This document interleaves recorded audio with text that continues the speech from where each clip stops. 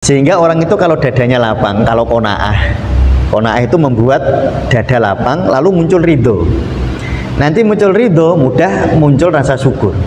Kalau mudah muncul rasa syukur, sampeyan niku golek rezeki diwangi malaikat.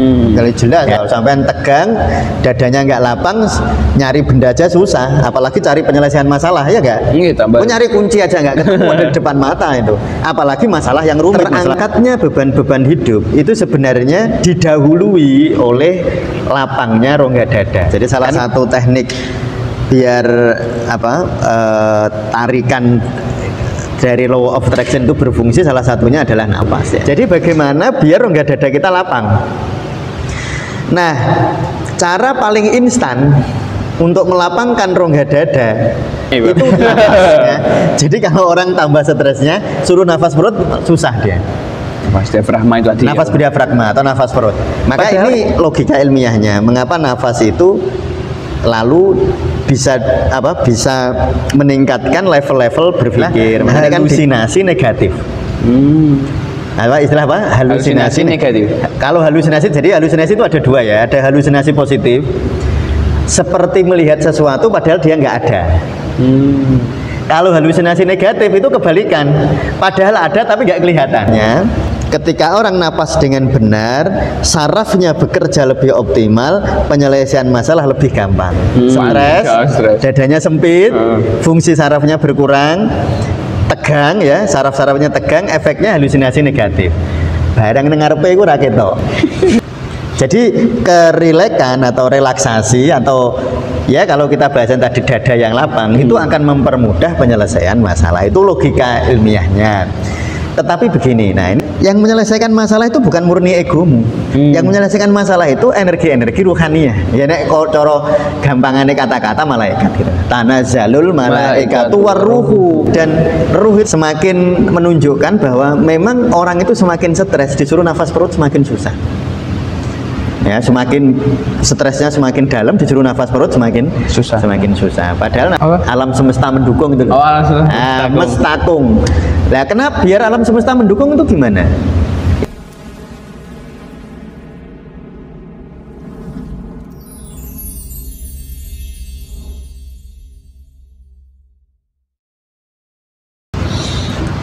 Assalamualaikum warahmatullahi wabarakatuh. Waalaikumsalam warahmatullahi wabarakatuh. Kali ini dengan Cita Saus Saintifik, hari ini kita akan membahas mengenai ini, napas dan penyelesaian masalah. Ya. Nah, apalagi tentang napas ini kan di channel Tasawuf Indonesia ini kan sebagai wadahnya zikir ya, Mbak. Ya, wadahnya zikir. Kira-kira gimana, Mbak ini? Iya, jadi kemarin di 2 episode kita bahas tentang law of attraction ya. Iya, law of attraction. Itu sudah saya singgung tentang nafas ya. Jadi salah satu teknik biar tarikan dari law of attraction itu berfungsi, salah satunya adalah nafas ya.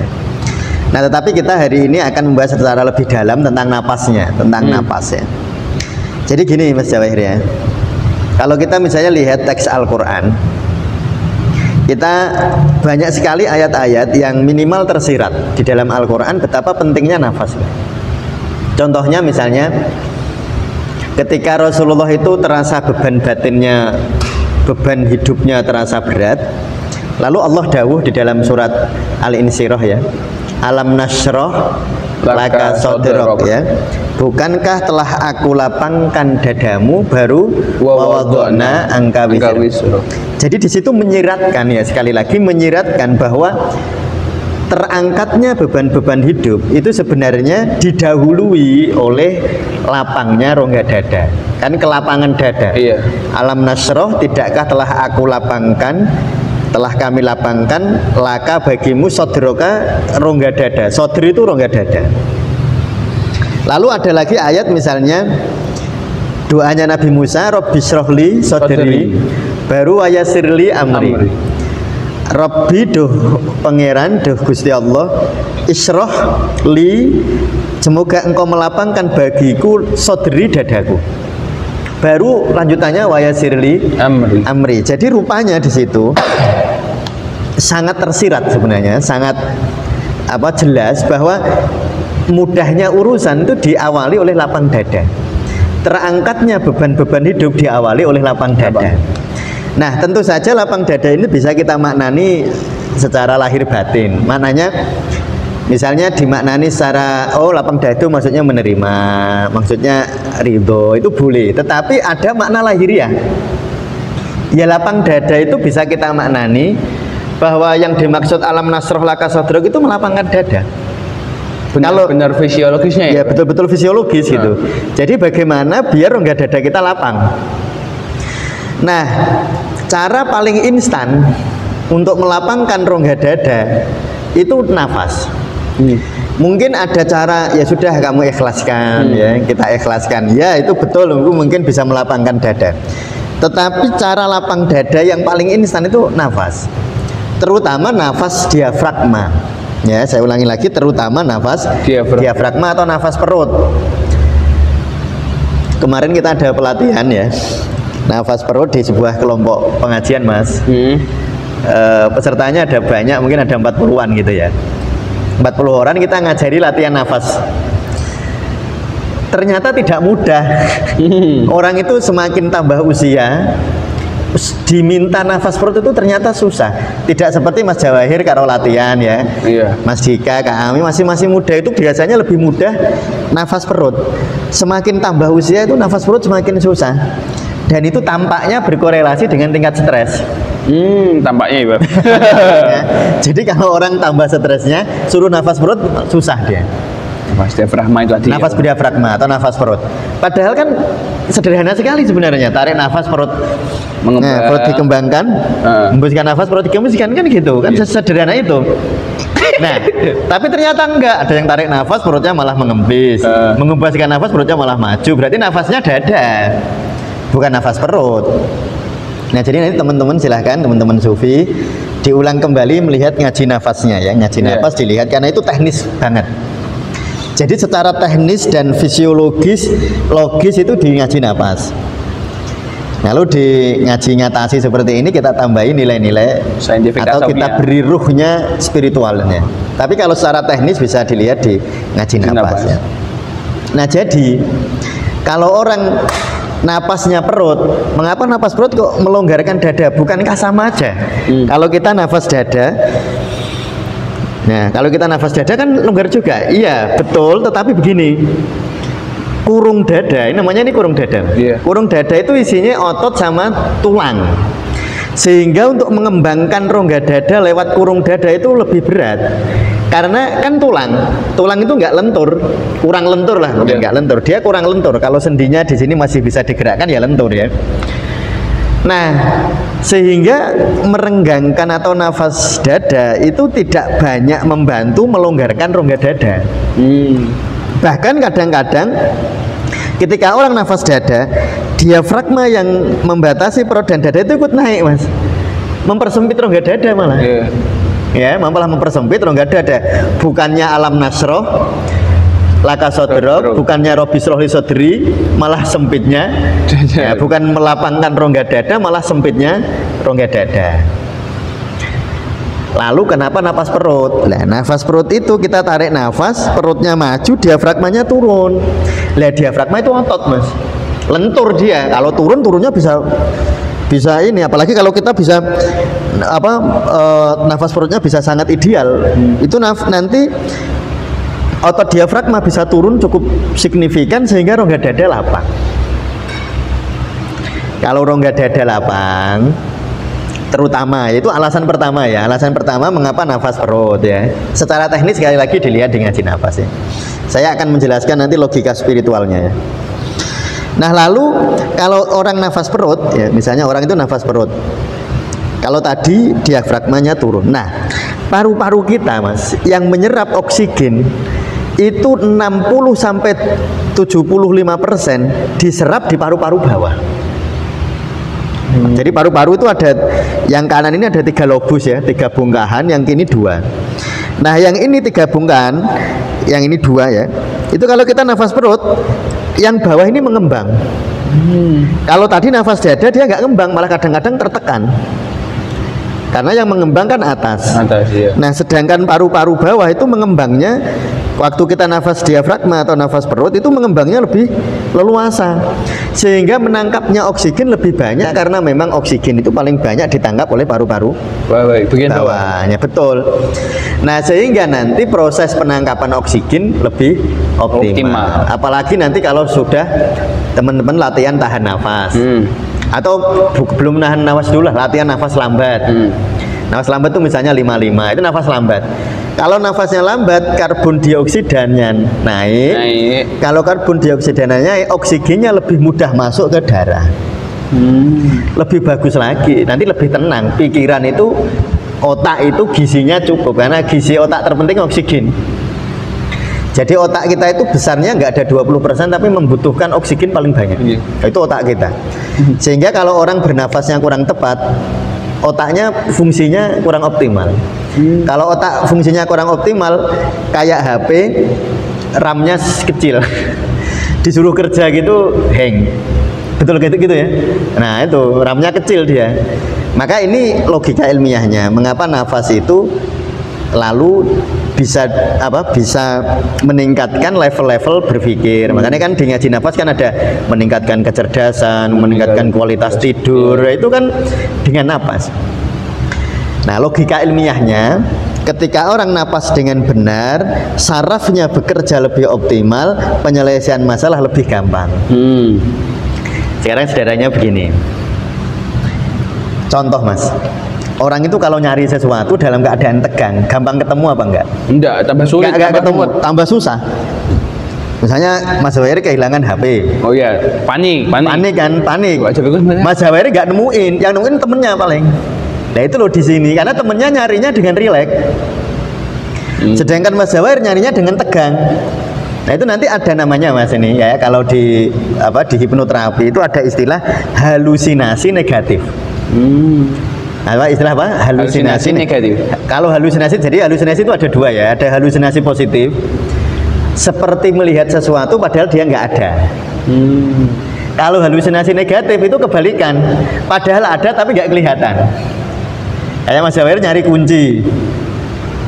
Padahal kuncinya itu di depan mata, tapi nggak kelihatan. Itu namanya halusinasi negatif namanya. Nah kan jarang denger kayak gini tuh.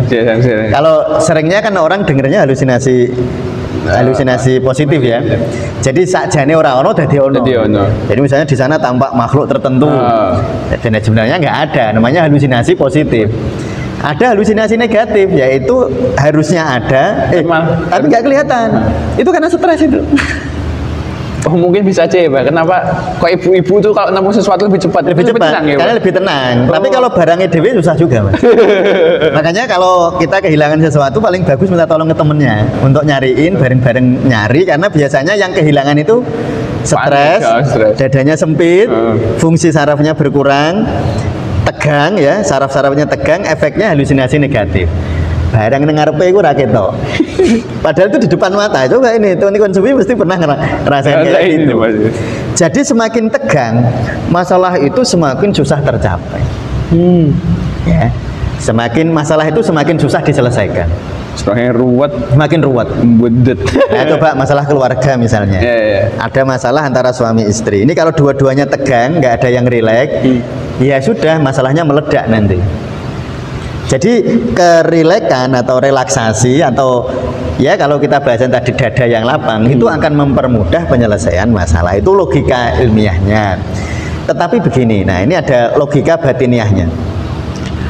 Ini Mas Jawa. Karena Allah itu dawuh, la in sakartum la azidannakum. Jika engkau bersyukur akan aku tambah. Sehingga orang itu kalau dadanya lapang, kalau qanaah itu membuat dada lapang, lalu muncul ridho. Nanti muncul ridho, mudah muncul rasa syukur. Kalau mudah muncul rasa syukur, sampeyan niku golek rezeki diwangi malaikat. Ya itu mudahnya kata-kata ya. Sampeyan belajar dikawal malaikat rahmat. Sampeyan rezeki dikawal malaikat rahmat.